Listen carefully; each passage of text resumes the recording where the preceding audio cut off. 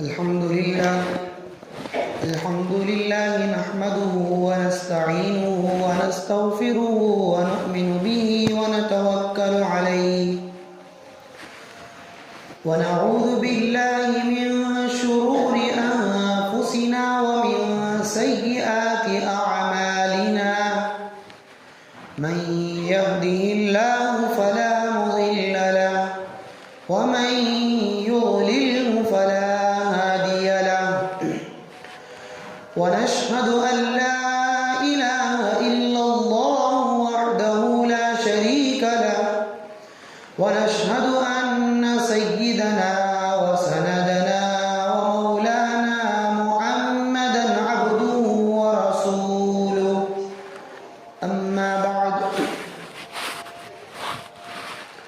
بزرگان محترم اور میرے دینی اور ایمانی بھائی، آج میں آپ حضرات کے سامنے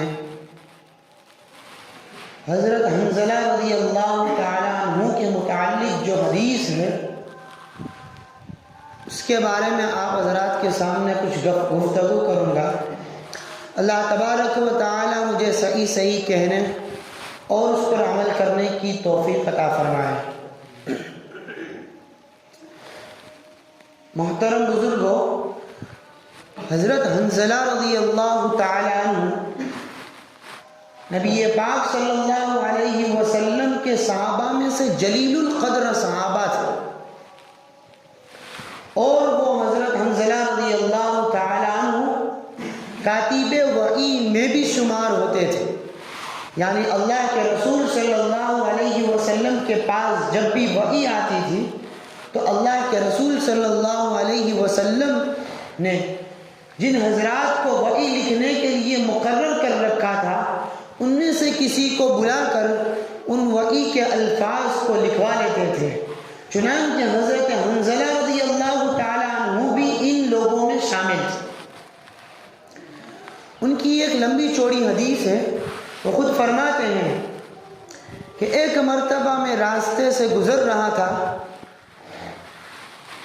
سیدنا ابو بکر صدیق رضی اللہ تعالیٰ عنہ سے ملاقات ہوئی، دعا سلام ہوئی۔ پھر حضرت ابو بکر صدیق رضی اللہ تعالیٰ عنہ نے فرمایا کیف انت یا حنظلہ، کہ کیا حال ہے حنظلہ تیرا، یعنی خیر خبر پوچھنے کے لیے پوچھا۔ تو حضرت حنظلہ رضی اللہ تعالیٰ عنہ فرما رہے ہیں کہ اس وقت میں ایک دھن کے اندر تھا، ایک سوچ کے اندر تھا، ایک فکر کے اندر تھا۔ اسی دھن کے اندر میں نے حضرت ابو بکر صدیق کو جواب دیا کہ نافق حنظلہ، کہ حنظلہ تو منافق ہو گیا۔ کیا جواب دیا؟ کہ حنظلہ تو منافق ہو گیا۔ اب سب سے پہلے ہم یہ جان لیں کہ منافق کسے کہتے ہیں۔ ہم یہ بات تو سنتے ہیں کہ منافق، نفاق وغیرہ، منافق کسے کہتے ہیں؟ تو منافق کہتے ہیں وہ شخص جو ظاہری شکل و صورت کے اعتبار سے مسلمان ہو اور اسلامی ارکان کا پابند بھی ہو، لیکن اس کے دل کے اندر کفریہ عقائد کے اوپر وہ قائم ہو، وہ کفریہ عقائد کے اوپر قائم ہو اور اسلامی عقائد کے بارے میں، اسلامی عقائد کے متعلق وہ شک و شبہ کے اندر مبتلا ہو، اس کو شریعت کے اندر منافق کہتے ہیں۔ اب منافق کی بھی دو قسمیں ہیں۔ ایک تو ہوتا ہے منافق اعتقادی، یعنی اعتقاد کے اعتبار سے وہ منافق، ایک قسم یہ ہے۔ دوسری ہے منافق عملی، یعنی اس کے عمل کے اعتبار سے وہ منافق۔ اب منافق اعتقادی کسے کہتے ہیں؟ وہ شخص جو ظاہر میں تو مسلمان ہو لیکن در پردہ وہ پس پشت کیا ہے کہ وہ کافر ہو، اسے منافق اعتقادی کہتے ہیں، اور اس کے کفر میں کوئی شک و شبہ نہیں ہے۔ اور اس کا انجام دوسرے کفاروں کے جیسا ہی ہوگا، یعنی ہمیشہ ہمیشہ کے لیے وہ جہنم کے اندر جائے گا۔ اب منافق عملی کسے کہتے ہیں؟ تو وہ شخص جو اعتقاد کے اعتبار سے سچا پکا مسلمان ہو، لیکن اس کے اندر منافقین کی جو عادتیں ہیں، منافقین سے ملتی جلتی جو عادتیں ہیں وہ اس کے اندر پائی جائے۔ کیا عادتیں ہیں؟ مثلا جھوٹ بولنا۔ حدیثوں میں آتا ہے آیت المنافقی ثلاثۃ، کہ منافقوں کی نشانی 3 ہے۔ ان میں سے ایک ہے اذا حدث کذب، کہ جب بات چیت کرے تو جھوٹ بولے۔ وَإِذَا وَعَدَ أَخْلَفَ، جب وعدہ کرے تو اس وعدے کی خلاف ورزی کرے۔ وَإِذَا تُؤْمِنَ خَانَ، جب اس کے پاس کسی کی امانت رکھی جائے تو اس امانت کی خیانت کرے۔ اس کے علاوہ بھی منافقین سے ملتی جلتی بہت ساری عادتیں ہیں کہ کبھی لڑائی جھگڑا کہیں ہو تو اس کے اندر بدزبانی کرے، گالی گلوچ دے، برا بھلا کرے، بہت ساری وہ عادتیں ہیں۔ اگر یہ عادتیں اس شخص کے اندر پائی جاتی ہے تو وہ منافق عملی کے اندر وہ شمار ہوتا ہے۔ وہ مسلمان تو رہتا ہے لیکن ان عادتوں کے پائے جانے کی وجہ سے وہ سخت سے سخت گنہگار ہوتا ہے۔ یہ تھی منافقی کے تعریف۔ اب ہم اصل بات کی طرف جاتے ہیں تو حضرت حنظلہ رضی اللہ تعالیٰ عنہ نے کہا کہ میں تو منافق ہو گیا۔ حضرت ابو بکر صدیق رضی اللہ تعالیٰ عنہ نے کہا کہ سبحان اللہ ما تقول، کہ آپ کیا بات کر رہے ہیں، آپ اپنی زبان سے کیسے الفاظ نکال رہے ہیں، کیا معاشرہ ہے؟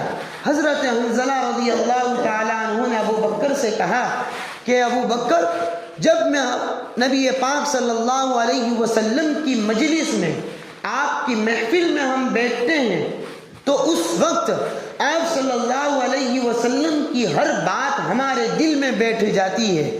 آپ صلی اللہ علیہ وسلم کی مجلس میں ہم جب ہوتے ہیں تو ہمارا دھیان اللہ رب العزت کی جانب رہتا ہے۔ ہم آپ صلی اللہ علیہ وسلم کی مجلس میں بیٹھتے ہیں تو ہمارے دل کے اندر جنت کے، جہنم کے اور آخرت کے جو مناظر ہوتے ہیں گویا کہ وہ ہمیں سامنے نظر آتے ہیں۔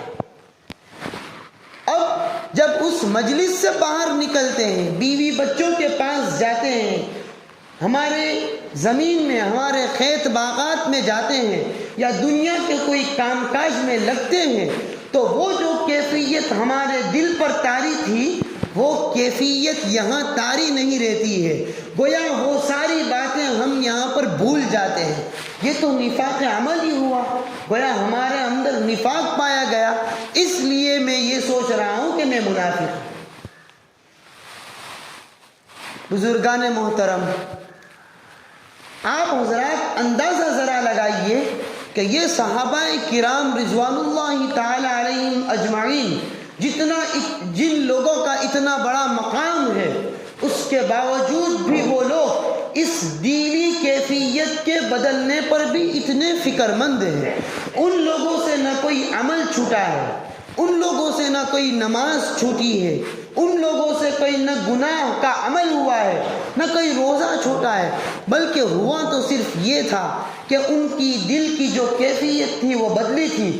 اس کیفیت کے بدلنے پر وہ اتنے فکر مند ہیں۔ اور ایک ہم لوگ ہیں کہ ہماری نمازیں قضا ہو جائے، ہماری روزے قضا ہو جائے، ہماری عبادتیں چھوٹ جائے، ہمارے اعمال چھوٹ جائے، ہم گناہ پر گناہ کرتے چلے جائے، اس کے باوجود بھی ہم تو نیک کے نیک ہیں، اس کے باوجود بھی ہم تو پاک کے پاک ہیں، اس کے باوجود بھی ہم تو صاف کے صاف ہیں، اس کے باوجود بھی ہم متقی کے متقی ہیں۔ کیوں؟ اس وجہ سے کہ ان سارے فرائض، سارے ارکان، سارے واجبات کے چھوٹنے کے باوجود بھی ہمیں اس کی ذرہ برابر بھی پرواہ نہیں کی، ہم نے اس کی طرف ذرہ برابر بھی غور و فکر نہیں کیا، ہم نے ان تمام فرائض کے چھوٹنے پر کبھی بھی فکر مند نہیں ہوئے ہیں۔ اور دوسری طرف یہ صحابہ کرام رضوان اللہ تعالی علیہم اجمعین کہ دل کی کیفیت کے صرف بدلنے پر وہ لوگ فکر مند ہوتے تھے۔ چنانچہ حضرت ابوبکر صدیق نے جب یہ بات سنی تو حضرت ابوبکر صدیق نے بھی کہا کہ میرا بھی تو حال یہ ہے کہ جب میں اس مجلس کے اندر رہتا ہوں تو یہ میرے اوپر دل کی کیفیت طاری رہتی ہے، جب میں بھی دنیا کے معاملے میں چلا جاتا ہوں تو یہ کیفیت ختم ہو جاتی ہے۔ یعنی حضرت ابوبکر صدیق رضی اللہ تعالیٰ عنہ بھی حضرت حنظلہ کے ساتھ شامل ہو گئے۔ میرے پیارو عزیزو، حضرت ابوبکر صدیق رضی اللہ تعالیٰ عنہ وہ ہستی ہے جو نبی پاک صلی اللہ تعالیٰ علیہ وسلم کے بعد دنیا میں سب سے افضل مخلوق اگر کوئی ہے تو وہ ہے حضرت ابوبکر صدیق رضی اللہ تعالیٰ، اور دوسرے حضرت حنظلہ رضی اللہ تعالیٰ عنہ وہ ہے جن کو غسیل ملائکہ کہا جاتا ہے، یعنی جس صحابی کو فرشتوں نے غسل دیا ہے۔ یعنی حضرت حنظلہ رضی اللہ تعالیٰ عنہ کی جب شادی نہیں ہوئی تھی، بستر پر تھے رات کے وقت پر، اور باہر سے یہ آواز آئی کہ چلو جہاد کے لیے جانا ہے، اس وقت حضرت حنظلہ رضی اللہ تعالیٰ عنہ اس آواز کو سن کر غسل کرنے کے اندر وقت نکالنا بھی مناسب نہیں سمجھا، اور اپنی بیوی سے اس بات کو بتلا دیا کہ اگر میں جہاد کے اندر شہید ہو جاؤں تو حضور تک اس بات کو بتلا دینا کہ اس کا غسل باقی تھا۔ اس بات کو بتلا کر اپنی بیوی سے حضرت حنظلہ رضی اللہ تعالی عنہ جنگ احد کے اندر نکل گئے۔ بالآخر حضرت حنظلہ رضی اللہ تعالی عنہ شہید ہو گئے۔ ان کی بیوی نے حضور اکرم صلی اللہ علیہ وسلم سے یہ بات بھی بتلا دی۔ حضور صلی اللہ علیہ وسلم نے تمام صحابہ کے درمیان ان کی بیوی سے یہ بھی بات کہی کہ حضرت حنظلہ کو تو فرشتوں نے غسل دے دیا ہے، اور تمام صحابہ کرام رضوان اللہ تعالی علیہم اجمعین نے دیکھا کہ حضرت حنظلہ رضی اللہ تعالی عنہ کے بالوں سے پانی ٹپک رہا ہے۔ یہ تھے وہ حضرت حنظلہ رضی اللہ تعالی عنہ، اور یہ تھے ابوبکر صدیق۔ ایسے حضرات یہ کہہ رہے ہیں کہ ہم منافق ہو گئے۔ چنانچہ دونوں صحابی رسول صلی اللہ علیہ وسلم ان باتوں کو لے کر اور ایسی دل کی کیفیات کو بتلانے کے لیے نبی پاک صلی اللہ علیہ وسلم کے پاس گئے۔ آپ صلی اللہ علیہ وسلم کے پاس جیسے داخل ہوئے تو حضرت حنظلہ نے کہا کہ نافق حنظلہ یا رسول اللہ، کہ حنظلہ تو منافق ہو گیا۔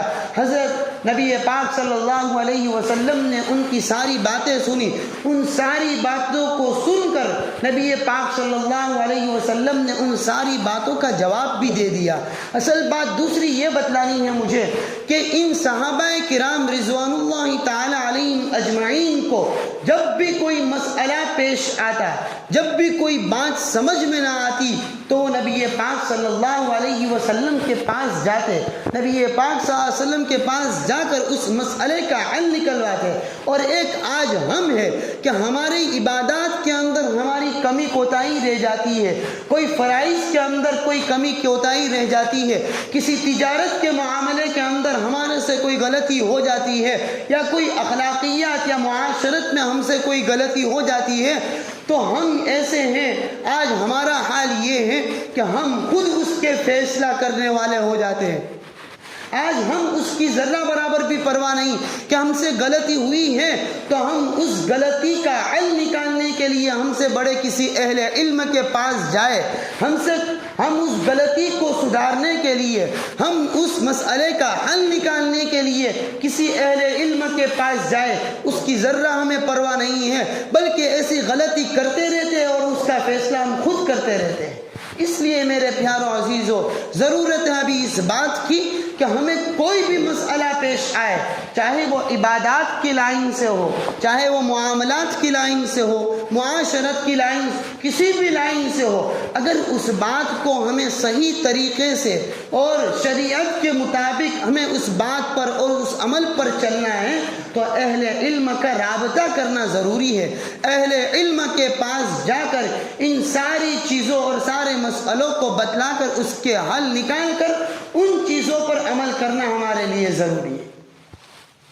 دوسری بات اس واقعے سے یہ ہے کہ حضرت حنظلہ اور ابو بکر اور ان جیسے جتنے بھی صحابی رسول صلی اللہ علیہ وسلم یہ بات بتلا رہے ہیں کہ آپ صلی اللہ علیہ وسلم کے پاس ہم جب بیٹھتے ہیں تو ہماری کیفیت یہ ہوتی ہے کہ ہمیں نبی پاک صلی اللہ علیہ وسلم کی ہر بات سمجھ میں آتی ہے، آپ کی ہر بات ہمارے دل کے اندر لگ جاتی ہے۔ آپ کے پاس جب آپ جنت جہنم کا آخرت کا تذکرہ کرتے ہیں تو گویا ہمیں یہ لگتا ہے کہ ہمارے سامنے جنت جہنم اور آخرت ہے۔ اب اس سے یہ معلوم ہوتا ہے کہ اہل اللہ اور اللہ والے اور بزرگان دین کی صحبت ہمارے لیے بہت ضروری ہے۔ اچھی صحبت جب ہمیں ملے گی، اہل اللہ اور اللہ والوں کی جب ہمیں صحبت ملے گی تو ایسی صحبت کے نتیجے میں ہمارے اندر بھی ان کے اثرات آئیں گے، ہمارے بھی اخلاق درست ہوگے، ہماری بھی اصلاح ہوگی، ہماری بھی کچھ نہ کچھ تربیت ہوگی۔ آج اس ماحول کے اندر بھی، ایسے ماحول، فتنوں کے ماحول کے اندر بھی ہم نے اہل اللہ کی صحبت میں رہنے کو چھوڑ دیا ہے، گویا ہم نے اس چیز کو بھلا دیا ہے۔ آج ہم جب فجر کی نماز کے بعد ذرا اپنے گریبان میں منہ ڈال کر دیکھیے کہ فجر کی نماز کے بعد سے ہم نکلتے ہیں، رات کو جب بستر پر واپس آتے ہیں تو ذرا سوچئے کہ کیا اس پورے دن کے اندر ہم نے کبھی کسی اہل اللہ اور اللہ والے اور بزرگان دین کے پاس جا کر اپنے دل کی اصلاح کروائی؟ ہم نے ہماری تربیت کی باتیں ان سے کروائی؟ آج اس چیز کو ہم نے چھوڑ دیا ہے۔ یہاں تک میں کہہ دوں کہ آج تو ہم نے اہل اللہ اور اہل دل سے بدظنی اور بدگمانی کر بیٹھے ہیں، جس کے نتیجے میں آج ہم اپنی اصلاح سے اور اپنی تربیت سے محروم ہیں۔ اس لیے میرے پیارو عزیزو، اہل اللہ کی صحبت میں رہ کر، اہل اللہ کے پاس جا کر اپنے باطن کی، اپنے دل کی اصلاح کرائے، اپنی تربیت کرائے، یہاں تک کہ اپنی اولاد کو بھی اس بات کا پابند بنائے اور ان کو بھی ایسی چیزوں کے اندر بھیجے اور اہل اللہ کی صحبت کے لیے ان کو بھی ترغیب دے۔ یہاں تک کہیں کہ جب مسجد کے اندر ہر نماز کے بعد جب بھی جائے، فجر کے بعد، ظہر کے بعد، عصر کے بعد، جس نماز کے بعد مسجد کے اندر تعلیم ہوتی ہے، یا ہمارے اس شہر کے اندر ہفتہ واری جہاں پر مشورہ اور مجلسیں ہوتی ہے، اس کے اندر خود بھی جانے کی فکر کریں اور ان مجلسوں کے اندر اور ان تعلیموں کے اندر خود بھی بیٹھے، اس لیے کہ ان تعلیموں میں اور ان نبی پاک صلی اللہ علیہ وسلم کی باتوں کو سن کر بھی ہماری اصلاح ہو سکتی ہے، اور نبی پاک صلی اللہ علیہ وسلم کی باتوں کو سن کر اس پر عمل کر بھی ہم کیا ہے کہ ہماری آخرت بنا سکتے ہیں۔ اللہ رب العزت عمل کرنے کی توفیق عطا فرمائے۔ واقول قولی ھذا واستغفر اللہ لی ولکم۔